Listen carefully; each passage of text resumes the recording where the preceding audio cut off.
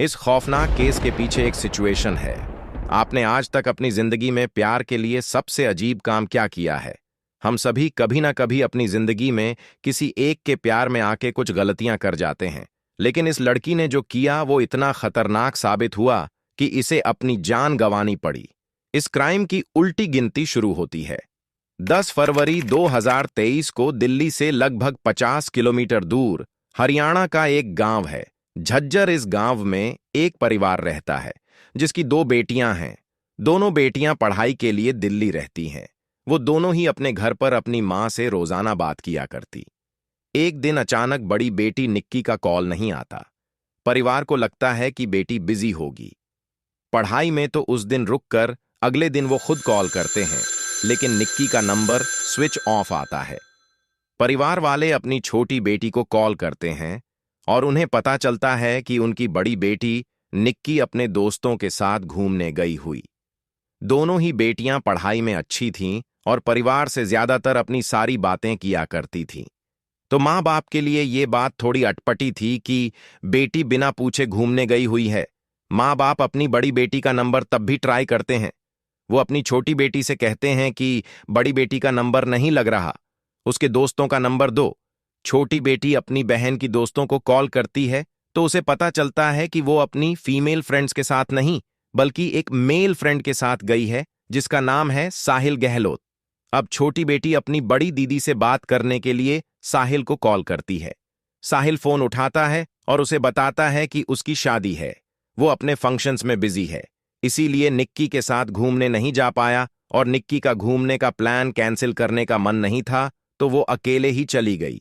ये सुनने के बाद छोटी बेटी अपने माँ बाप को सारी बात बताती है। निक्की के पिता अपनी छोटी बेटी से साहिल का नंबर मांगते हैं और उससे खुद बात करते हैं।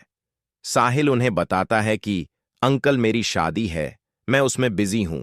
हम लोगों का घूमने का प्लान जरूर था, लेकिन मैं अपने फंक्शंस में बिजी हूं, इसीलिए निक्की अकेले निकल गई और उसका फोन भी मेरे पास रह गया है। पिता को यह कहानी समझ नहीं आती। एक तो लड़की बिना पूछे घूमने गई, दूसरा वो अपना फोन भी एक लड़के के पास छोड़ गई। इसी बीच निक्की के दोस्त साहिल की शादी हो जाती है और वो अपनी नई जिंदगी में और रस्मों में बिजी हो जाता है। लेकिन अब 3-4 दिन हो गए थे और निक्की घूमकर घर नहीं लौटी थी, तो निक्की के पिता अपने दिल्ली पुलिस में एक जानकर से मदद मांगते हैं और उन्हें बताते हैं कि उनकी बेटी 3 दिन से गायब है और निक्की का फोन ट्रेस करवाते हैं। निक्की के फोन की लोकेशन आती है मित्रों, गांव के एक ढाबे की। पिता के लिए यह जानकारी बहुत ही अजीब थी, क्योंकि अब तक सभी दोस्तों से यह पता चल रहा था कि निक्की मसूरी गई हुई है। अब पुलिस पहुंचती है उस ढाबे पर जिसका नाम था खाओ पियो ढाबा, और ढाबा बंद था। बंद ढाबे में एक गुमशुदा लड़की की मोबाइल की लोकेशन काफी अटपटा है। अब जरूरी हो गया था कि ढाबे के अंदर जया जाए। पुलिस ढाबे के अंदर जाती है, चारों तरफ देखती है, लेकिन उन्हें कुछ नहीं मिलता। पुलिस वाले ढाबे से बाहर निकल ही रहे होते हैं कि एक पुलिस वाले की नजर पड़ती है फ्रिज पे। फ्रिज दीवार की तरफ उल्टा रखा हुआ था, फ्रिज को चारों तरफ से रस्सियों से कसा गया था और सबसे इंपॉर्टेंट बात, बंद ढाबे में फ्रिज चालू था। पुलिस वाले फ्रिज को खोलते हैं और खोलते ही उन्हें मिलती है निक्की की लाश। अब पुलिस ढाबे से तुरंत साहिल के घर जाती है, क्योंकि उस बंद ढाबे का मालिक साहिल था। साहिल अपने घर नहीं था, लेकिन पुलिस साहिल का पता लगा ही लेती है। ये दिन 14 फरवरी 2023 यानी कि वैलेंटाइन द पुलिस साहिल को अरेस्ट करती है और उसे थाने ले जाती है। थाने ले जाकर जब पुलिस साहिल की खातिरदारी करती है तो साहिल किसी तोते की तरह सारी कहानी उगलना शुरू करता है। साहिल ने पुलिस के सामने माना कि निक्की को उसी ने मारा है। जब पुलिस ने खून करने की वजह पूछी तो साहिल ने बताया कि निक्की और साहिल दोनों 2.5 साल पहले शादी कर चुके थे, लेकिन ये शादी चुपचाप से हुई थी। साहिल निक्की को जान से मरने की बात मानता है और फिर खुलती है पास्ट के कुछ सीक्रेट्स। 2018 में निक्की और साहिल दोनों ही अपने अलग अलग एग्जाम्स की तैयारी करने दिल्ली आए थे, जहां दोनों की मुलाकात बस में एक ही रोड से कोचिंग जाने में हुई थी। बार बार मिलने से दोनों में जान पहचान हुई, उसके बाद दोस्ती हुई और फिर बात प्यार में बदल गई। यहां तक कि स्टोरी तो आज के जमाने में समझ में आती है, लेकिन इसके बाद दोनों ने कुछ ऐसा किया जो शायद नहीं करना चाहिए था। 1 अक्टूबर 2020 में दोनों ने शादी कर ली, बिना अपने घर वालों को बताएं, और ये शादी निक्की के कत्ल तक निक्की के घर में किसी को नहीं पता थी। हमारी सोसाइटी में शादी एक सोशल फंक्शन किसी वजह से है और इसके हमें काफी फायदे होते हैं, लेकिन इसे सीक्रेट रखने का जो नुकसान होता है उसका एग्जाम्पल है ये अनफॉर्चुनेट केस। निक्की और साहिल दोनों ने शादी करने के बाद भी अपने घर वालों को यह बात टाइम पर नहीं बताई थी। इसके बाद निक्की ने अपनी पढ़ाई कंटिन्यू रखी और साहिल अपने घर वापस लौट गया। अब साहिल के घर वालों ने साहिल की शादी के लिए रिश्ते ढूंढने शुरू करें। किसी तरह से हिम्मत करके साहिल ने अपने घर वालों को बताया कि वो निक्की से शादी कर चुका है। जब साहिल के घर वालों को निक्की की कास्ट पता चली तो उन्होंने निक्की को एक्सेप्ट करने से माना कर दिया। अब एक तरफ साहिल निक्की को कुछ भी नहीं बता रहा था और दूसरी तरफ साहिल के घर वाले साहिल का रिश्ता तय कर चुके थे, क्योंकि साहिल के घर वालों को यह बात पता थी कि निक्की और साहिल दोनों की शादी हो चुकी है। अब दूसरी शादी जो भी होगी वो हिंदू मैरिज एक्ट 1954 के तहत इल्लीगल होगी। तो साहिल के घर वाले जानबूझ के रिश्ता एक ऐसी जगह फिक्स करते हैं जहां खानदान लंबा चौड़ा नहीं होता। उनके घर में सगे संबंधियों के नाम पे सिर्फ एक मां और बेटी थी। साहिल किसी स्पाइलेस इंसान की तरह शादी के लिए मान जाता है। 9 फरवरी का दिन आता है और साहिल उस दिन सगाई कर लेता है। इधर निक्की को कुछ भी नहीं पता था।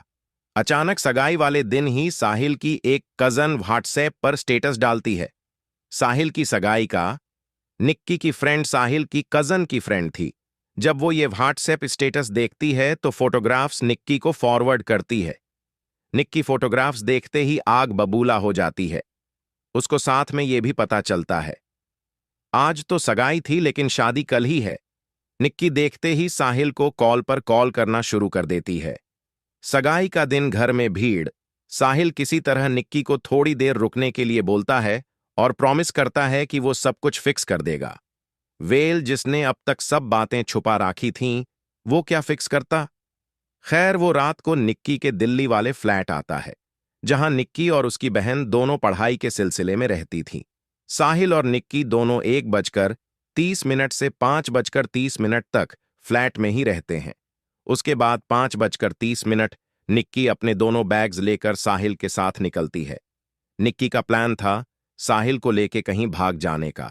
उस वक्त भी निक्की को लग रहा था कि साहिल उसका साथ देना चाहता है, बस अपने घर वालों से डरा हुआ है।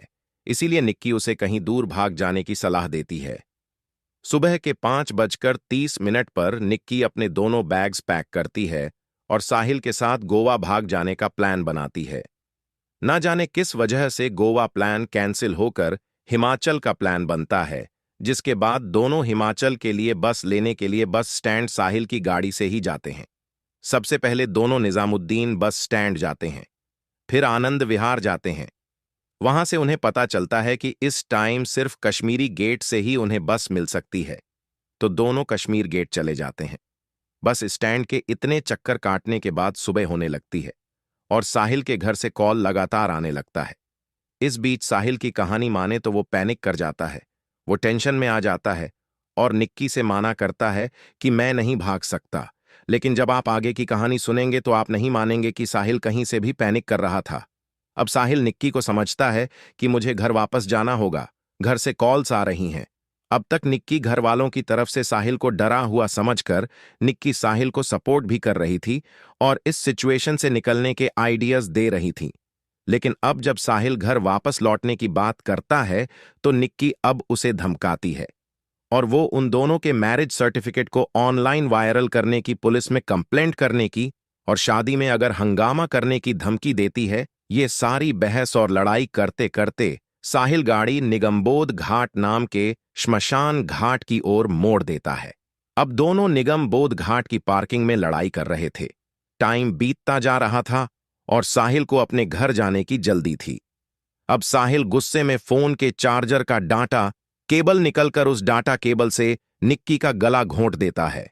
केबल के पतले और टाइट होने की वजह से निक्की अपने आप को नहीं बचा पाती और वहीं दम घुटने की वजह से निक्की की मौत हो जाती है। अब साहिल निक्की की लाश को सीट बेल्ट से बांधकर गाड़ी चलानी शुरू करता है और जिस वक्त दिन के तड़के में ही सारा काम हो रहा था, कोई भी गाड़ी के अंदर क्या हो रहा है नहीं देख पाया, क्योंकि गाड़ी के शीशे टिंटेड थे, जो एक्चुअली दिल्ली में इलीगल है। अब साहिल निक्की की लाश को सीट बेल्ट से बंधता है और उस पार्किंग से निकलकर लगभग 40 किलोमीटर दूर अपने ढाबे पहुंचता है। ढाबे पर पहुंचने के बाद साहिल गाड़ी को पार्क करता है और निक्की की लाश को गाड़ी की डिग्गी के अंदर डाल देता है, जिसके बाद साहिल के कजिन्स और 2 दोस्त ढाबे पर आते हैं। साहिल के लिए नए कपड़े लाते हैं। साहिल अपने कपड़े चेंज करता है और वो लोग निक्की की लाश को फ्रिज के अंदर डालकर वहां से निकल जाते हैं। घर जाकर साहिल अपनी शादियों की तैयारी में लग जाता है और रात को दूल्हा बनकर बारात लेकर दूसरी लड़की से शादी करने पहुंच जाता है। तो 10 फरवरी 2023 साहिल की जिंदगी का बहुत ही अहम दिन था। सुबह पहले अपनी पहली पत्नी का मर्डर और रात को दूसरी शादी। अब 11, 12, 13। साहिल निक्की की बहन और पापा से लगातार बात कर रहा था और कह रहा था, मेरी शादी है, मैं बिजी हूं, निक्की घूमने गई है, 2 दिन में लौट जाएगी, 3 दिन में लौट जाएगी। लेकिन निक्की के पिता को दाल में काला लग चुका था। वो पुलिस में एक जानकर से मदद भी मांग चुके थे और बार बार साहिल को और साहिल के पापा को कॉल भी कर रहे थे। 3 दिन बाद जब निक्की के पापा साहिल के पापा को कॉल करें जा रहे थे, तो फ्रस्ट्रेशन में आकर उनके मुंह से निकल जाता है, आप मान के चलिए कि मेरे लड़के ने आपकी लड़की मार दी है। तो निक्की के पापा को सबसे पहले साहिल के पापा से ही पता चलता है कि निक्की शायद इस दुनिया में नहीं है, और फिर सुबह अगले दिन निक्की के मोबाइल की ट्रेस होने की वजह से निक्की लाश भी मिलती है और साहिल भी अरेस्ट होता है। अरेस्ट होने के बाद और भी ज्यादा पत्ते खुलते हैं, जैसे कि 9 फरवरी को जब निक्की को साहिल की सगाई वाले दिन पता चला कि वो कहीं और शादी करने के चक्कर में है। उसे दिन साहिल अपनी फैमिली से सारी बातें डिस्कस करता है और फैमिली निक्की से छुटकारा पाने के लिए उसका खून करने की सलाह देती है। इसका मतलब था कि जब साहिल निक्की के घर आया था तो वो इस प्लानिंग से ही आया था कि वो निक्की को मार देगा। लेकिन शायद निक्की की बातें साहिल को थोड़ी देर के लिए इमोशनल कर गई थीं, इसीलिए मारने में थोड़ी देर हो गई। पहले साहिल का प्लान था कि वो चलती गाड़ी से किसी व्हीकल के सामने निक्की को धक्का दे देगा और एक एक्सीडेंटल डेथ का सीन बनाएगा। लेकिन शायद जब वो लोग गाड़ी से बाहर निकले तो ना इतना ट्रैफिक था और निक्की भी शायद उसे अटेंटिव लगी होगी कि वो उसे धक्का नहीं दे पाया, जिसके बाद बात करते करते धीरे धीरे वो गाड़ी निगम बोध घाट के और ले जाता है। सोचने वाली बात यह है कि जिसका प्लान शहर से ही भागने का हो, जो 3 बस स्टैंड के चक्कर लगा चुका हो और शहर की शमशान घाट के पार्किंग में क्यों जाएगा। और इससे भी ज्यादा सोचने वाली बात यह है कि जिस वक्त गाड़ी शमशान घाट की पार्किंग की तरफ जा रही थी, उस वक्त निक्की ने ऑब्जेक्ट क्यों नहीं, और अगर उसने किया तो क्या कहकर साहिल ने उसका दिमाग शांत किया कि हम गाड़ी में श्मशान घाट की पार्किंग में बैठकर अपनी लड़ाई सुलझाएंगे। आगे साहिल का प्लान था कि वो अपने हनीमून पर जाएगा, निक्की की लाश को एक बाग में भरकर और कहीं हेल्थ स्टेशन पर जाकर उसकी लाश खाई में फेंक देगा। लेकिन इससे पहले कि वो ये सब करता, पुलिस को लाश ढाबे पर ही मिल जाती है। वैसे इस कहानी के बहुत से पत्ते खुलने अभी भी बाकी हैं। इतने दुख के और घूमे हुए क्राइम के केसेस हमें यही सिखाकर जाते हैं कि कुछ चीज सोसाइटी में किसी वजह से हैं, जैसे शादी का सोशल होना, घर वालों के टच में रहना। अगर निक्की भी श्रद्धा की तरह आपने घर वालों के टच में नहीं होती तो आज साहिल हनीमून पर होता और निक्की की लाश खाई में। अपना और अपनों को बहुत बहुत ख्याल रखें, सतर्क रहे और रोजाना रात के 7 बजे क्राइम की कहानी सुनने के लिए सब्सक्राइब करें हमारे इस चैनल को। और वीडियो पसंद आई हो तो वीडियो भी लाइक